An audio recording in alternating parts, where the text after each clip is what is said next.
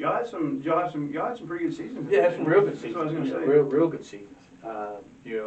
Made a trip to the Final Four, quarterfinals. So it didn't do bad. Didn't do bad. That's good. I mean, so come back and it's really interesting. I've talked to some other people. I've talked to Coach Pixley. I've talked to I've thought about some different things myself, and then I talked to Phoenix Horrell, and it's all in or Chad Jamerson, like, and there's something I don't know what it is, but like there's something about like Coach Pixley and I came through the Dexter football program, and you just want to see it do good. You want it to do good, because like you saw what it did to you. And then, Phoenix Horrell's all about National Guard, and Jamerson's about East Prairie. But, like, you see how those things help mold you and make you the person you are, and you want those good experiences to happen to those other kids, Did you feel like you were able to get some of those through that, with that? I think so. I was able to get through that. It hit and miss. You always get, unfortunately with high schools, sometimes small high schools, you get groups. Yeah. Sometimes you get that group that gets it and understand it, and then sometimes you don't. But I think for the most of my kids got it. Yeah. I got it. It's like I got a young man that played for me. He's in the military, and he's out on the West Coast. And, he came on one time, and he's like, "Coach, I didn't understand it in high school, but when I got to the military, I understand what you was talking to me about always." Because I always tell kids, I'm not going to give you anything, but if you earn it, I'll try my best to get you everything. Right. But you gotta want to earn it. So, and I was always that. And then he said, "Coach, I understand it now about earning." He's going to end up being a career military guy. He's high up in the rank, and he's doing well. So, those are the things you, as coaches, you want to install. Cause that's what you learn. Right. I don't know where I'll be without sports. I don't never understand that because I always say how kids go through high school don't play any sports. I know. And I always like, I don't know what I would have done without playing any sports in high school. So, but you always want to see, kids go through, understand like, hey, this is good. This is good for you.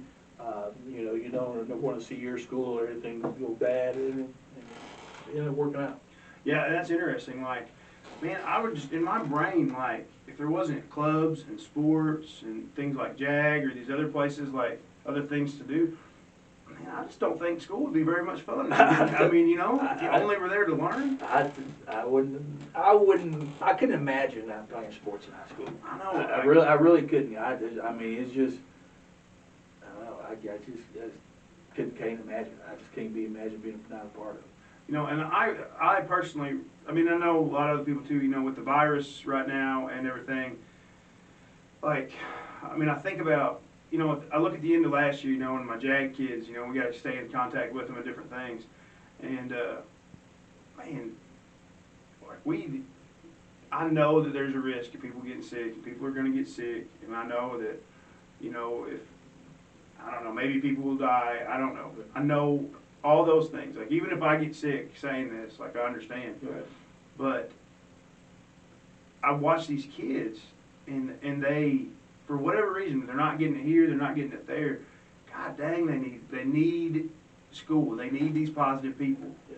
The thing is, and we're at a catch-22, because especially us as coaches, and we see different sides of our kids than a lot of people do. Yeah. And so you get to a point where that kid's got to be in school. We need that kid in school, even though it's a trying time, it's a rough time right now, but us as teachers, we know it's going to be a challenge. Some people are going to be scared, but I think sometimes you got to give back. I mean, if we don't have school, what we're going to do? That's their future. As a society, we're trying to mold these people to be especially a kid who this is a senior year.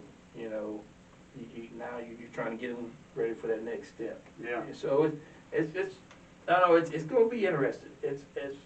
I won't say it's scary. You just sitting there and, all right, let's see what next curveball is going to be Yeah. thrown at us. Because I mean, it's going to be, I think it's going to be something every week. There's something different we're going to have to get adjusted to. I think so. You know, it's like in science class, they say if you don't adapt, you die. You know, Yeah. so I think we're gonna have to be as flexible as we can with some of this stuff. Yeah, you know, we just are. We was in a Google class workshop yesterday. Yeah. I mean, learning Google Class, you know, so now I'm sitting there like, okay, how am I going to use Google Classroom in the weight room? Oh man, I know that's the toughest one. So you sit there like, am I going to film myself doing a lift? And, you know, so I don't know, it's going to be a challenge. I mean, you hate it, just that type of situation that's going on when we deal with unknown, Uh-huh.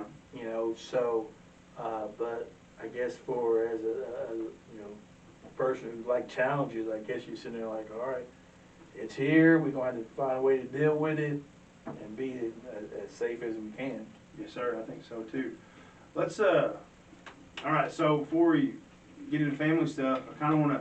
So you're not at New Madrid no more. Now you're at Hayti, and maybe talk just briefly about that transition, or maybe what you're doing now. And You know, my thing is really, I think, you know, schools are schools and kids are kids. You know, they're kids that got problems. Their kids are doing well. So it wasn't. I tell everybody, you know, the difference from New Madrid and Hayti was just facilities. I mean, it just same thing I fussed the kids about in New Madrid, you fuss the kids at Hayti about. So it's so as far as that, you know, it wasn't that much change. I mean, so you know, I'm in the weight room, do weights and fitness part of it, and finished our year 2. yeah. So you're coaching basketball. Still? Yeah. Still head basketball coach. And are you getting help with track still too, or no? Yeah. Good. I mean that's good because we'd see each other track. Yeah. We'd have it. And Yeah. I always enjoy talking to you, whatnot.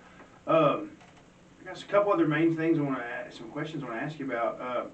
Let's talk about. I do want to talk about some of your trips you've been on, but before we hit them up, let's talk about family. You know, wife, kids. Let's see what we got. I got been married for. I think we've been married for 17, been together about 20. Yeah. I inherited three stepdaughters. Uh-huh. So, and we got 13 grandkids. There you go. So I'm a pawpaw. Yeah. Well, you've aged well, I tell you. You don't look like a pawpaw. You know. So, but I mean, I can't complain. Yeah, I love them to death. They're good. Got one who's gonna start her sophomore year of college, and one's gonna go into college. So Really? So we got them from 19 down to 3. Goodness, yeah. So that's cool. Yeah. I mean, blessings, ain't they? Oh yeah. I mean, Big blessing. Yes, sir.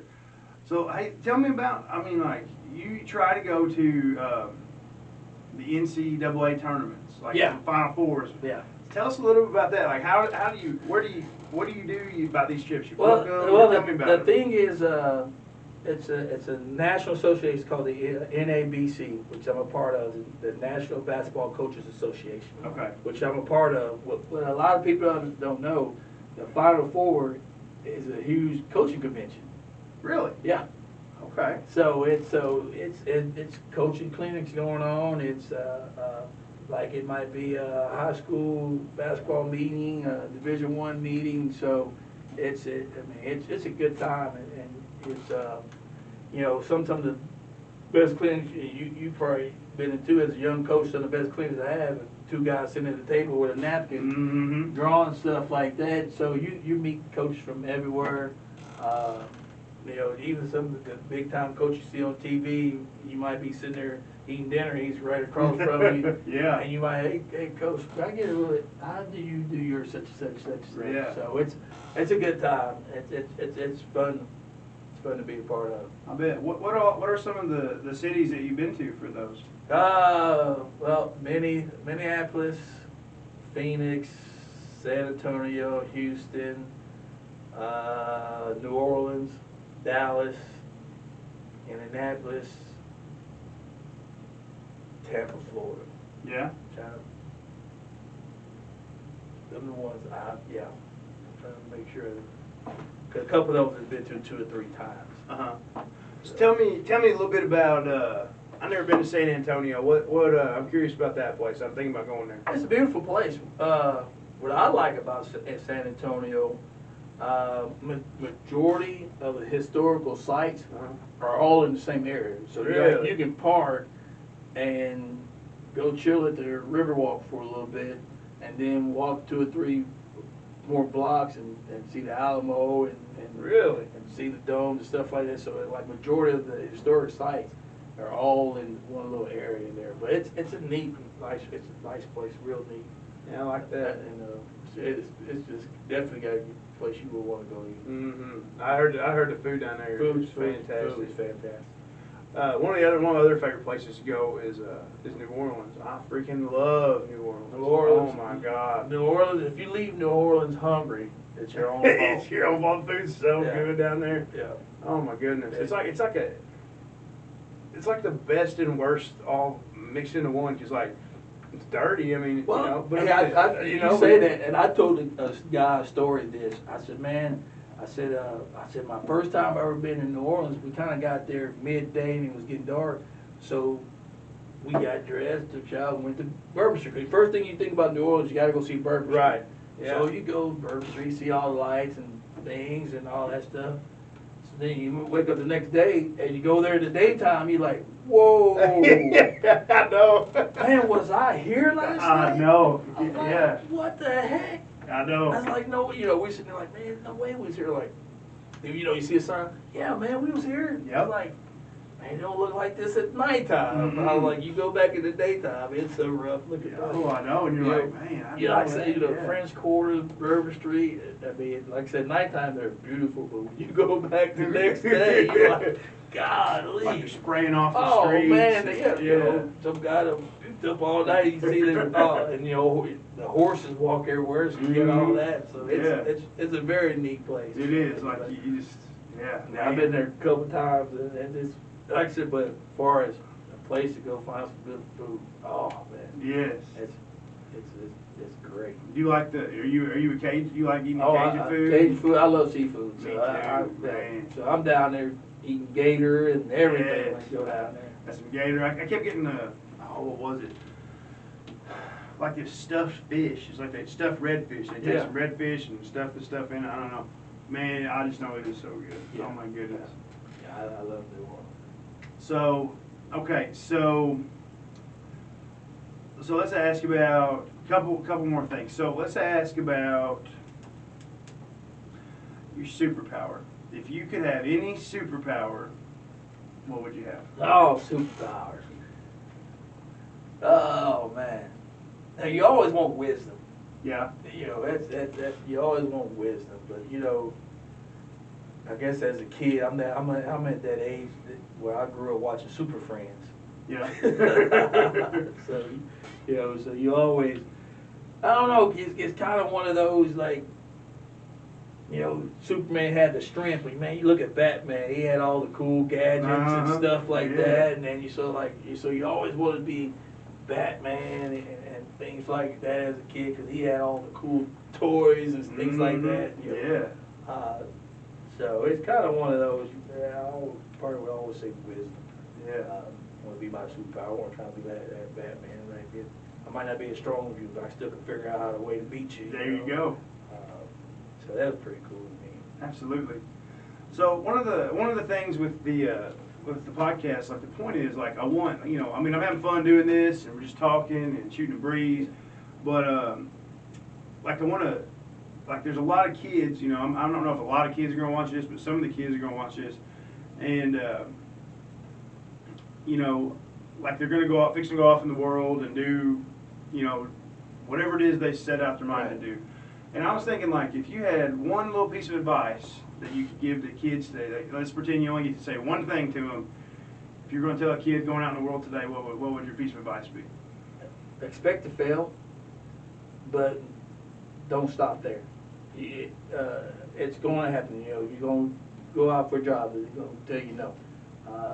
You think everything's going to go your way, and then next you know, nothing goes your way. And that's what we try to do as coaches, to understand kids at a young age, to understand the process. everything's not gonna go right. Right. You gotta understand that, but you can't give up on where you're trying to get to. Understand that it's gonna be, you know, it's gonna like Dow Jones, it's gonna be ups days and down days, but you gotta keep fighting, keep competing, keep going until you wanna get where you wanna be. So my big thing is just understand that, you know, everything's not gonna be perfect. You're gonna have bad days, you know, but you gotta understand those bad days, good days coming. Yes, So sir. just keep fighting through it. Sir. Coach Dave, man, I appreciate you coming on the podcast today. I think this has been a wonderful talk. We get to learn a lot more about you, and you know, I hope that you have the best season, and I'm really hoping we still get to do track. Hopefully have a season. I know. That way we get to hang out again during the track meets and whatever. It's been great. Thank you for asking me. I love it. I love doing stuff like this. It's just, you know, anytime we can just share, it's a good day. Yes, sir. Thank you very much, man. No problem. Appreciate it. Thank you. All right.